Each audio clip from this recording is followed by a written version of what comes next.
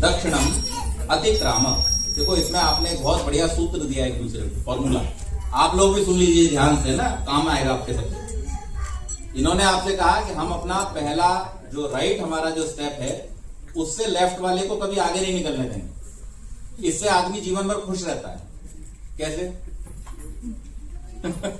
इससे कैसे खुशी मिलेगी? देखो हमारा जो राइट स्टेप है वो हमारे एफर्ट्स का प्रतीक है, हमारे पुरुषार्थ का, और हमारा जो लेफ्ट स्टेप है वो हमारी डिजायर्स, हमारी एक्सपेक्टेशंस का प्रतीक है। जो व्यक्ति अपने जीवन में अपनी डिजायर्स को आगे रखता है और एफर्ट्स को पीछे रखता है वो हमेशा दुखी रहता है, लेकिन जिसके एफर्ट्स आगे होते हैं और डिजायर्स पीछे होती है वो हमेशा खुश रहता है। तो आप लोगों ने ये संकल्प लिया है एक दूसरे के साथ कि आप दोनों अपनी जो पुरुषार्थ की भावना है उसको आगे रखेंगे और जो इच्छाएं हैं, जो अपेक्षाएं हैं, उनको हमेशा पीछे रखेंगे। माम अनुव्रता को देखो, मयोह कहते हैं बेटा सुखों, है ना।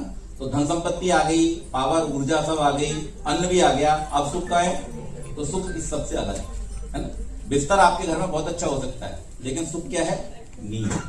भोजन आपके घर में बहुत तरह का हो सकता है, लेकिन सुख क्या है? भूख। और ये कहां से मिलेगा? ये परमेश्वर की कृपा से ही मिलेगा। इसलिए जो व्यक्ति अपने जीवन में प्राप्त किए हुए साधनों का उपयोग जब कल्याण के लिए करता है, अर्थात यज्ञमय बनाता है उनको, तब वो आपके जीवन में सुखमय बनते हैं। अर्थात आपके उन साधनों को सुखमय परिवर्तित करने का सामर्थ्य केवल परमात्मा के पास है। तो आप जो कुछ भी अपने जीवन में प्राप्त करेंगे उसको यज्ञ पूर्वक अपने जीवन में धारण करेंगे, अर्थात उसकी कुछ आहुति समाज के कल्याण के लिए भी आप लगाएंगे। और इस प्रकार से आप दूसरा लाभ ये प्राप्त करेंगे कि आप धन ऐश्वर्यों के स्वामी बन जाएंगे। जो बाहर बंदूक लेके बैठा रहता है बैंक के, वो कौन है? सब उसी के कब्जे में है, लेकिन फिर भी वो कौन है? गार्ड है, रक्षक है ना।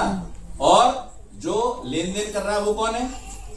वो भी कैशियर है, लेकिन उसको लेकर के जो खर्च कर रहा है वो कौन है? उसका स्वामी है। तो आपने धन ऐश्वर्यों का दास नहीं बनना है, उनका गार्ड नहीं बनना है, बल्कि आपको अपनी इच्छा से, अपने विवेक से, अपनी बुद्धि से उनको खर्च करके अपना और समाज का उत्कर्ष करना है।